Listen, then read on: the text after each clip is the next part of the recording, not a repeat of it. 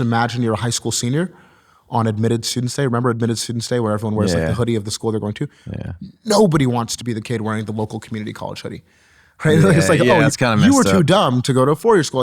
It's like that's the way people perceive it. Even though for, I'd say at least half of students in America today, community college is the clever path. It's a smart path. It's way better, even with the lower graduation rates than getting into debt to go to a tier 3 private school. CEO and co-founder. Joe Lonsdale, the founding partner of VC. Palantir co-founder Joe Lonsdale. Tade is the chancellor of campus, a new type of community college.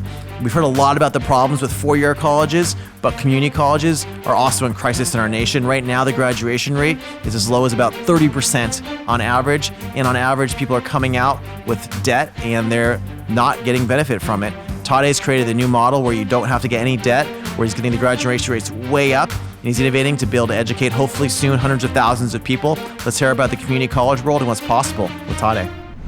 I'm Joe Lonsdale. Welcome to American Optimist. Really excited to have Tade Oyerinde with us today. Tade, thanks for being here. Sure. Thanks, Joe, for having me. You call yourself the chancellor of campus these days, right? Well, it's what they call me.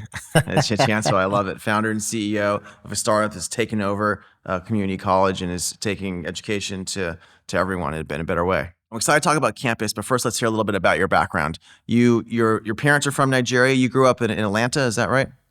Yeah. So my father came here to finish university. My mother came shortly after. They had me, my twin brother, and my older sister in Atlanta. And yeah, I was born and raised there.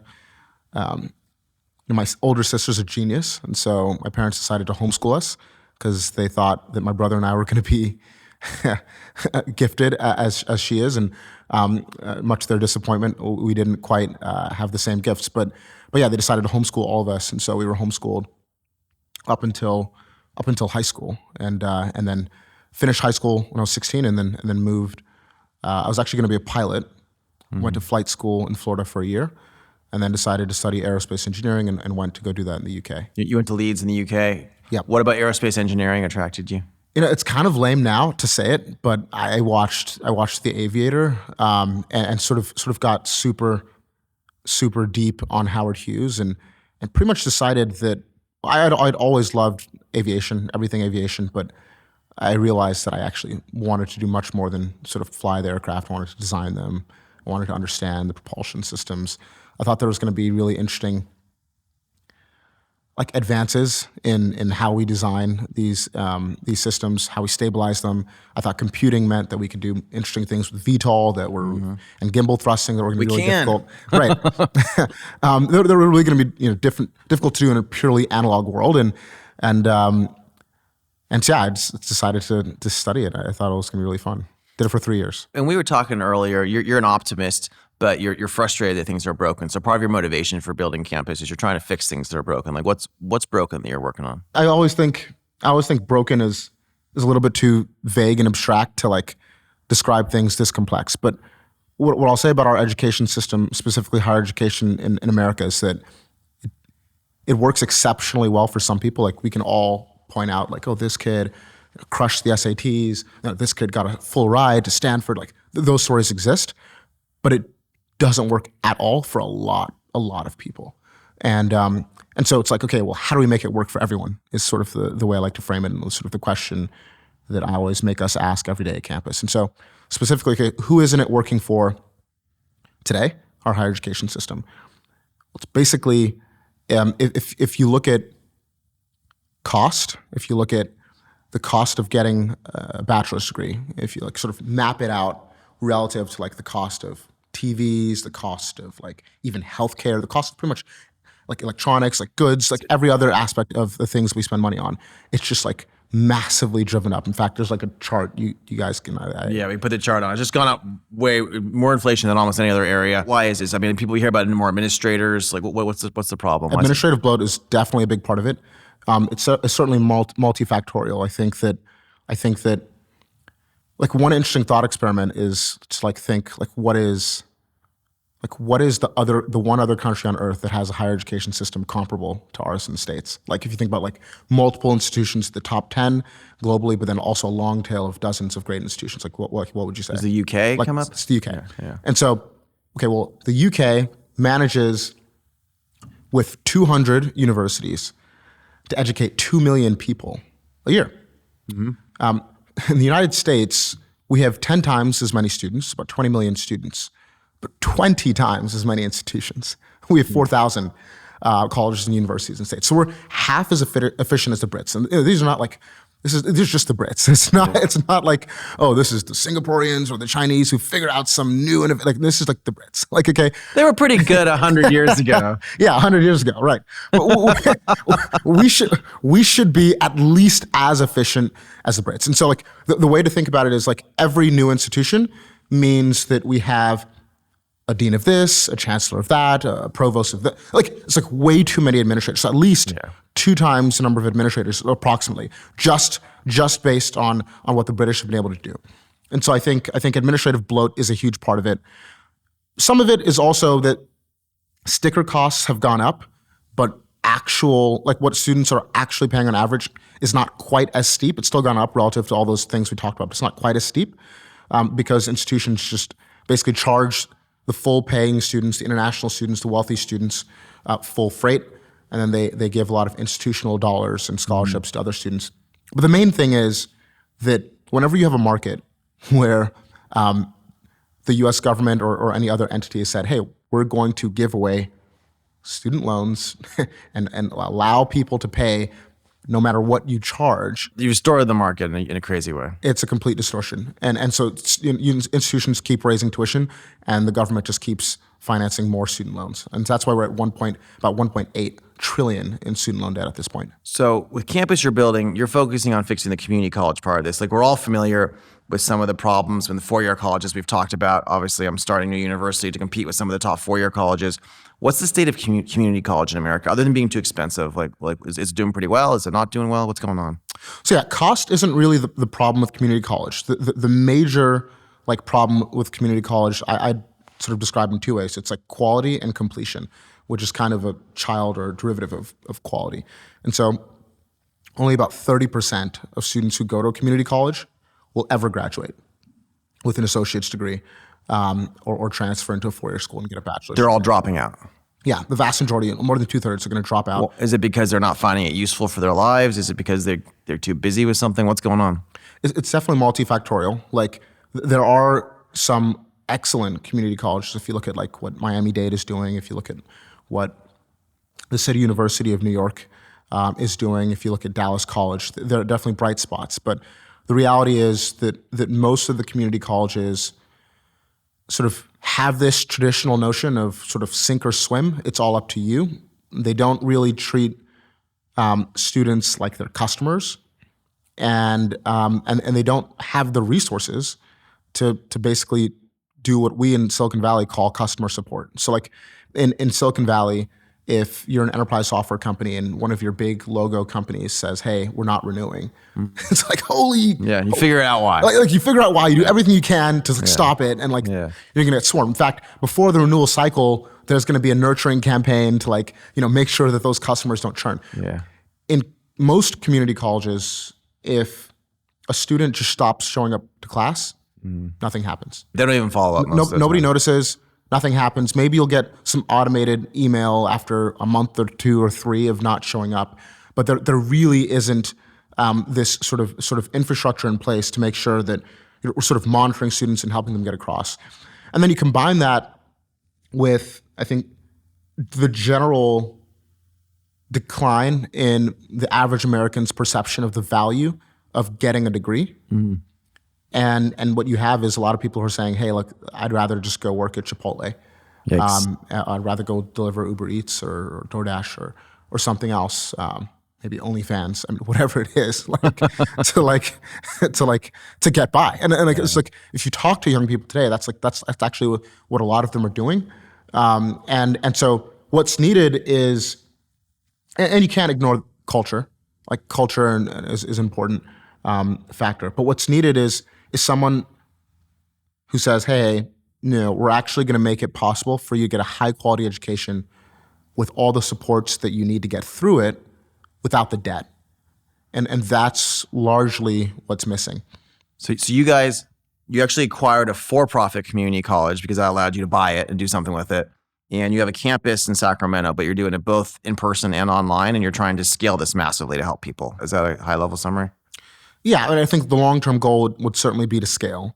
I think short-term, we're basically trying to further develop the model of student support that's going to help get those completion rates to above 50%. And so You use technology to do that? technology is a big piece. So our sort of 0 to 1, our very first sort of swing at bat at solving the completion rate problem was to look at what actually the City University of New York has done. They've been able to achieve a 51% completion rate in their CUNY ASAP program, the Accelerated Study of Associate's Degree programs, where they've basically found if you did 4 things, you can get students to graduate above 50%. The first is they gave every student a Metro card so they can come to campus for free. You don't have to jump the turnstiles or like not be able to afford to get there. You get to go for free. The second is they made sure that tuition, inclusive of books and sort of fees, was lower than the Pell Grant. What's that? It's like $6,000-$7,000 these days? Yeah, $7,495 this year. So you can cover it with the grant and therefore don't have to worry about debt. Zero debt. Like you great. don't have to worry about debt at all. And then the third thing is they paired every student with what they call support coaches. Basically, this is a human being who plays the role that my mother played when I was an undergrad, who's like signing in like every day to my like my academic records and like, yo, why weren't you in class? Checking in on you. Wow. Like, why do you have that assignment outstanding? Like, get that in. And then, So you actually, everyone has a mom, you're bugging them. yeah, I mean, and by the way, a lot of these students, have complex lives. They're the first in their family to go to college. Maybe they're first generation Americans. Maybe their parents don't even speak English. Maybe their parents have no idea how to help them navigate the higher education system. And so this person, if they're properly trained, can actually be a huge sort of difference maker in these students' lives. And then the last thing that CUNY ASAP found was super important was that you kind of had to make the students enroll full time. Really? Yeah. You kind of have to have the students. Because if they have a job, they're just going to drop things. Well, they're still, most of these students still have a job. They still work on average 20 plus hours a week. Okay. But they have to be enrolled in full, like at least three classes a quarter. So this is basically full time defined as like you're going to graduate a 2-year degree in 2 years. You're on track to graduate in 2 years. Got it. If you do half time, it's going to take you 4 years to get the 2-year degree. A lot of these students are just going to get fatigued. I probably would have gotten fatigued if it would have taken, if I'd say, okay, I'm going to do a bachelor's in 8 years. Like, Yeah, you'd be too exhausted. You'd be too right? exhausted. So you kind of, and so we found it's about having a conversation up front with the students and really succeeding at helping them to understand the value of getting an associate's degree. And What is the value of an associate's degree? Like, what can you do with that in America? so like generally speaking, if you get a bachelor's degree, you're going to out-earn people with just a high school diploma by about $1 million over the course of your life. Associate's degree gets you about half the value. So about $500,000 over the course of your life. And so the key really is ROI. So it's like an associate's degree should be a no-brainer if you can get one for free. It is a no-brainer if you can get one for free. Are there certain jobs that is like someone has an associate's degree that's much easier to get? Like, how does that work? It's more about getting into management. Got it. It's more about a sort of scaling up in a role once you're there. Got it. So people will trust you more with leadership and stuff if Absolutely. you have that. They'll trust you more with leadership roles. And you sort of have a credential that you can sort of transfer around from role to role that gives you more flexibility versus just if you have sort of a job sort of resume, then it's more difficult to convince people that you can that you have this general foundation of sort of intelligence that allows you to sort of jump into different roles. And you've built on this model because you took these 4 principles from this successful school in New York, but you guys are online and offline as well. And you actually are using a network of like top adjunct professors, which I think is pretty cool. Can you tell us about that a little bit? Yeah. So on day one, we were like, okay, there's no point in trying to build and scale up a community college if we don't have a great model that leads to higher graduation rates. And so we've basically been inspired by the ASAP model, and we do those same things. We also give our students free math and writing tutoring. Some of them have deficiencies, like they went to a crappy high school, and we have to help fill those gaps. And then the other thing is is instead of a Metro card, because most of our students are fully online, we give every student a laptop, and we pay about a third of their Wi-Fi bills if their Wi-Fi is too slow or unreliable. But then we've also noticed like this broader trend of like students, young people, even their parents, just getting disillusioned with higher ed, and there's a massive problem with the way people perceive the quality of community college education. Generally, if you like the thought experiment that I always tell people is like, just imagine you're a high school senior on admitted students day. Remember admitted students day where everyone wears like the hoodie of the school they're going to? Yeah. Nobody wants to be the kid wearing the local community college hoodie. Right? Yeah, it's like, it's kind of you were messed too up. dumb to go to a four-year school. It's like that's the way people perceive it. Even though for I'd say at least half of students in America today, community college is the clever path. It's a smart path. It's way better, even with the lower graduation rates than getting into debt to go to a tier 3. No, it's true. The debt to go to tier 3 stuff doesn't make any sense. And I actually, my friends and I took math classes at the local community college because we went ahead, and they're actually some pretty hard math classes, some pretty good teachers. I mean, there's actually some legit people there. Now, when I think about it, I tend to think of like kind of social activists, like social justice nonsense when I think of community colleges, sociology, psychology. So I do kind of maybe my own mind disparage some parts of it, but there's also good things there. It's a mixed bag. There's definitely like there are absolutely excellent community colleges where I would send my kids if they wanted to go to community college, and then there's a long tail of community colleges that are really struggling. And to be clear, I do think they are largely underfunded. Maybe we don't need so many community colleges, it sounds like is your view. We should have fewer that are better. I think so. It's actually really interesting, and I'll get to that in a second. The number of community colleges that we need, but I think our goal was, okay, let's take this model that's worked, and let's also solve the perception problem, or at least try to solve it. And a big part of doing that was let's hire the same faculty who teach at Princeton and Morehouse. Bring in the really top faculty. And UCLA. I love it. Yeah. And so this was actually kind of how I got into this like what I consider to be like this super, super exciting opportunity with campus. I was actually at UCLA. We originally started off as a software business. We were basically building Zoom plus Slack, plus maybe Quora.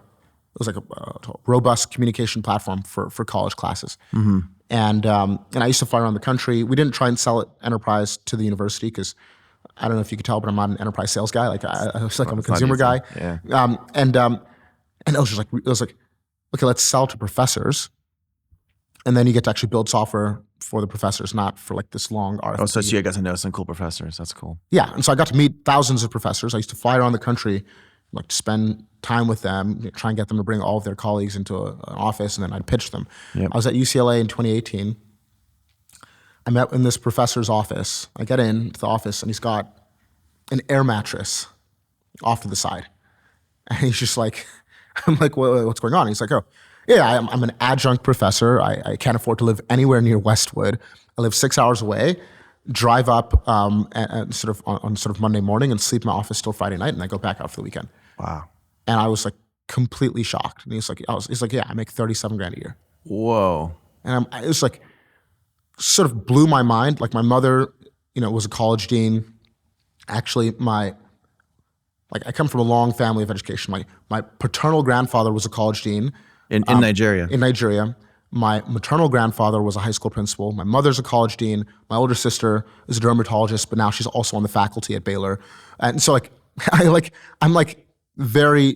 thought I knew a lot about education. I thought I knew about higher ed. I thought I understood, faculty. I thought adjuncts were like when James Comey or Michelle Obama wants to give back. So they teach, they teach like for fun at Georgetown. It's like, actually that's like very rare. Most adjuncts are like grad students with $250,000 in debt who make less than $50,000 a year. That's rough. And or recent recent PhD graduates with tons of debt and who make less than $50K a year. And so that was like the first thing where I was like, holy crap! Like there's this like massive talent supply that's being undervalued. Yeah. And like, what if we could bring access to these amazing professors? Because adjuncts, in my experience, tend to be more likely to be great teachers than they're passionate about teaching. Really often. Teaching is what gets them out of bed. Yeah. It's not research. It's not It's not the politics of it all. Yeah, teaching's paid the worst in the college, which is ironic, huh? Exactly. And especially in the sort of first 2-year curriculum, adjuncts generally get the brunt of sort of introductory class teaching load. And so the idea was like, well, what if we can give everybody access to this amazing teaching supply and build a network, kind of like Uber did for driving, where it's like, hey, you can teach at UCLA or Princeton or Morehouse, during the day, and then in the evenings you teach on campus.edu, and we're going to pay you double the average wage. So the average adjunct makes about $4,000 per class that they teach. In community colleges, it's closer to $2,500, and we pay $8,000 to our adjuncts today, and they love it. And our very first professor is a guy called Stephen Keltz. He taught at Princeton Monday, Wednesday, Friday, NYU Tuesday, Thursday. Lived in Newark, New Jersey, because equidistant from both. He's like, okay, it's like now he said, hey, I'm going to focus on Princeton and campus in the evenings. So he gets to do it all from Jersey and gets to like teach this really interesting student population. It's not all like super affluent, super academically motivated students. He also gets to help like some of these like first generation students, and it's really exciting. And he also he keeps his job. He keeps the Princeton logo, the office on campus, all the faculty, intellectual stimulation that comes from that, and then he also gets to earn a lot of teaching with us. That's amazing. And how many professors have you guys hired like this now? Just about 300. Wow. On the network, from top 50 universities or top 5 HBCUs. And I mean, how big is campus going to be? We mentioned earlier, maybe you don't need quite as many community colleges if a few of them could be just better and could scale in a way that's useful. Like, how are you thinking about that? Yeah, I do think there's going to be consolidation in community college. Like, one of the great examples of this is Dallas College. Actually, the former chancellor of Dallas College is on our board of trustees, Dr. Joe May, amazing human being.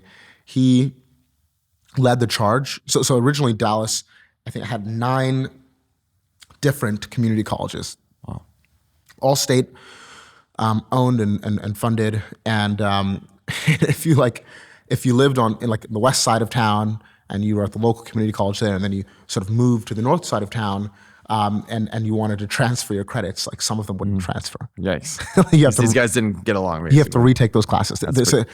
It's absolutely insane. So Dr. May basically said, we're gonna, and it was not easy to do this. We're going to make this one institution.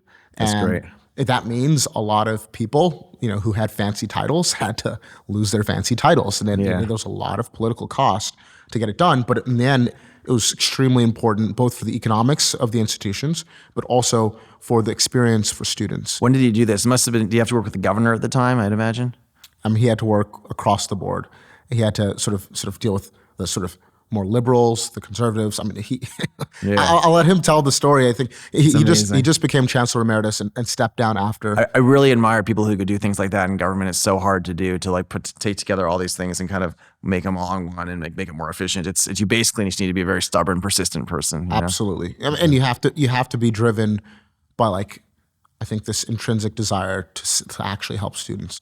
And to just make things work the way they're supposed to work, which is very rare. Exactly. And it's like, to me, it's like a lesson in the challenge that I think a lot of community colleges face, which is that they have so many different constituents. You have your local governments, you have your actual communities, you have, you're a large employer. And so it's not oh, we get to say our job is to get as many students the skills that they need to be productive members of society as efficiently as possible, full stop. I don't know if there's a single community college in the country that gets to say that. They have to balance faculty unions and all these different. This is a problem. Once you become a large employer in a state, you actually end up existing sometimes for your own sake as a large employer. That's very powerful. This is why you have the really powerful healthcare interests and education interests. I come from California. We have a lot of special interests all across the board here. And I went to Texas. I'm like, oh, it's going to be better. But guess what? In Texas, you also have healthcare and education interests because they're large employers, and it's not always aligned with what they're supposed to be doing. Right? Exactly. And so and then you can talk about the campaign finance. We can go down that rabbit hole. But it's tough when you have to serve 3 different people who care about three different sets of people who care about 3 different sets of things. And so, again, with campus, our ambition was just to say, no, we're here to help as many Americans and eventually citizens of the world get the skills and education that they need to lead productive lives, contribute to our economy, and in exchange, earn enough to make a life that's actually exciting and worth living. So you've done this as a mission-driven model. You decided to go the for-profit route. Can you tell us a little bit about how you decided that? Because it makes sense to me. A lot of people, when they think of this mission you're describing, they would assume you're doing a nonprofit. Like, why for-profit? Well, so we were building a software business at the time when I sort of got obsessed with the low completion rate problem and the low faculty wage problem of community college and higher ed. And I got to know a bunch of great people in Silicon Valley who care a lot about solving these kinds of problems, yourself included, some of our other friends. And it's funny, like Bloomberg Ventures was our very first backer. I got to know those people really well because they cared about just the software problem we were originally solving. I couldn't get past the front door of Bloomberg Philanthropies. I don't know anyone in that world. Like my mother always likes to say, we do what we can, where we're at today with what we've got.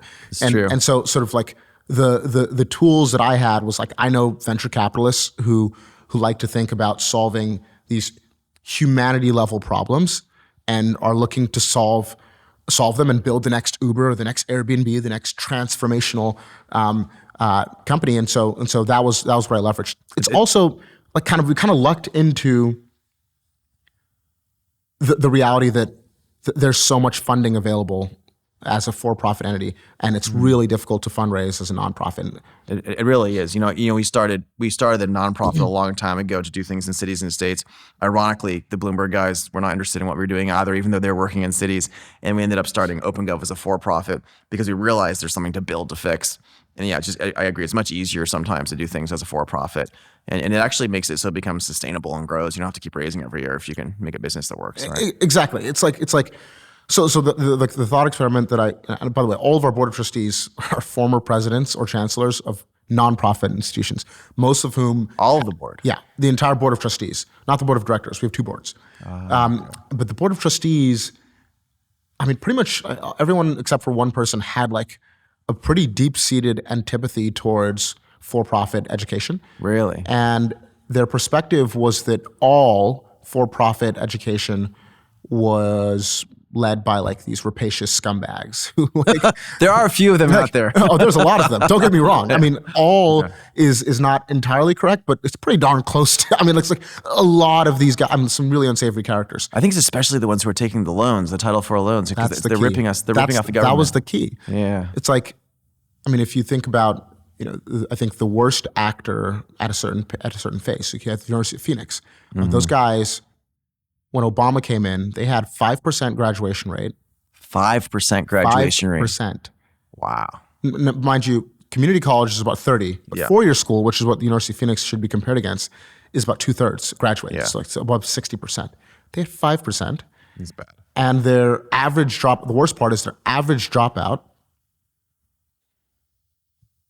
had $10,000 in student loan debt.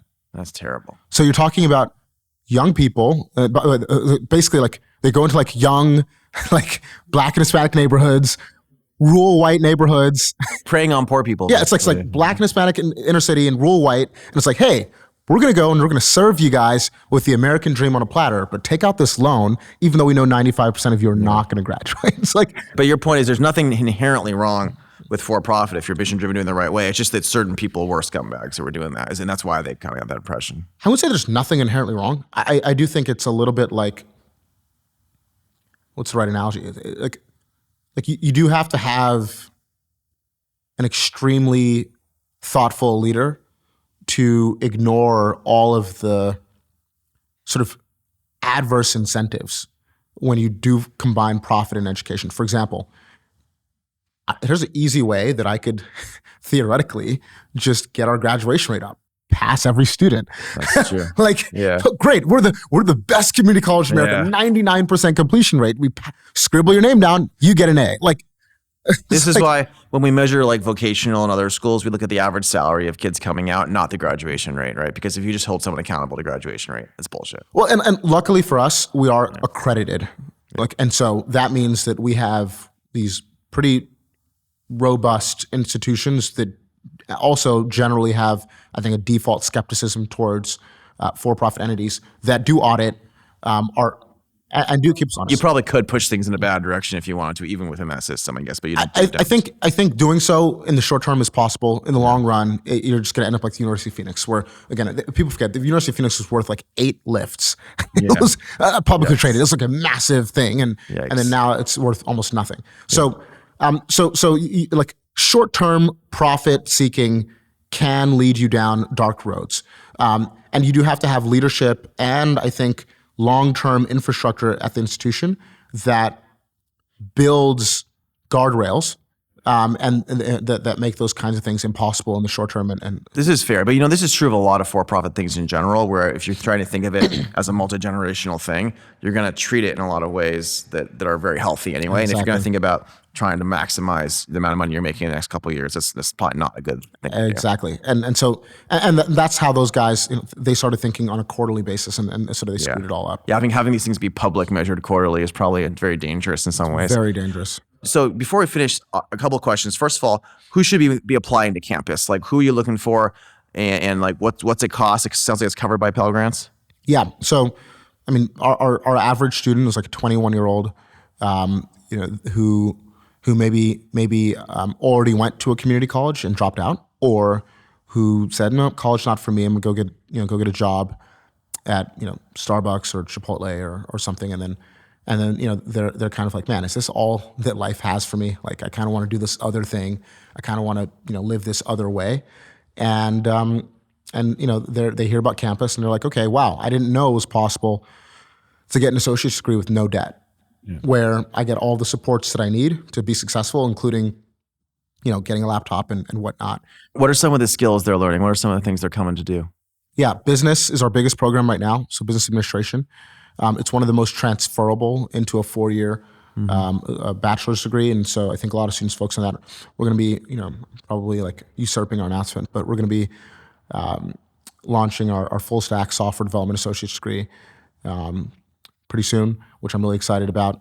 But generally speaking, I think it's students who want to build a great life and get great skills and either transfer into a 4-year school to complete the bachelor's or get a great job right away. Longer term, we'll be investing more in things that require a physical component. So you think nursing, you think medical assisting, you think welding. I mean, there's like really important things that our country has to have. Very high wage jobs. Our country needs more people with actually these skills. Amazing high wage jobs. And I think if the like sort of onshoring and reshoring conversation continues, and like if the infrastructure bill and more like it. I love it. Let's learn how to build in America again, some of these things. Exactly. Right? So we're going to be, teaching people all those things. That's awesome. And if this is successful in 5 years, like how big does this get? There's 10 million community college students in America each year. It's about a $100 billion market. I think if we can help as many of them get associate's degrees with zero debt, learning from the best professors at the top universities in the country, I'll feel pretty successful. Tade, we started American Optimist to push back on a lot of the cynicism and kind of just like division in our country. Why should we be optimistic that we can actually fix some of these problems in higher education? I mean, I could spend like 3 days talking about like that specific thing. I think for me, I got really into fixing higher education, improving higher education through just like this really deep, studious approach to understanding the problems. And I think one of the biggest problems is the financing mechanism. How do you actually pay for high quality education? It's not cheap to do high quality education.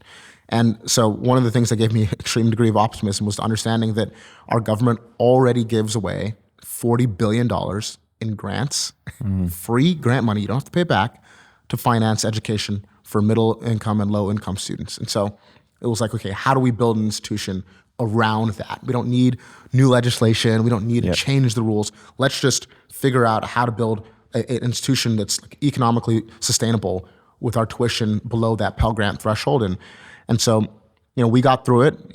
We had to buy a college to do to sort of implement this strategy within it. The regulators, we got to know them, and they approved the transaction, our creditor, and we're building. I think it's like taking a new approach is what gives me optimism. Everyone in Silicon Valley said, "Are you stupid? Like, don't try and buy college. Like, you're an idiot. No one's ever done it before. It's not going to work. You don't want to deal with the regulators." And that was kind of the contrarian bet that I think was probably the most important decision I've made in my life. Maybe other than like dating my girlfriend seriously. like what is the strategy to actually take a big swing here? And it was actually to sort of lean in to the regulation, lean in to the regulatory regime and actually embrace it, try and understand it. We actually now have a board seat on our with our accreditor, and we're working with them to try and build a model that works. And so I think sort of, flip things upside down, look at them from a different perspective, find something exciting, find something that no one's tried before. I think if we take that approach to defense, as I know some of our mutual friends are with Andrew and some of these other institutions, like you did with Palantir, I think if we tackle some of these really important problems, then we can actually get a few wins. I love it. Well, your leadership's really inspiring, and you're showing the way for a lot of other entrepreneurs. So thanks, Tade, for what you're doing. Thanks, Joe. It hasn't been easy. Chewed a lot of glass to get here, and in a lot of ways, it's still like day one. But I'm really excited to have great supporters. Well, I'm confident you're going to impact hundreds of thousands of lives in a positive way. Amen.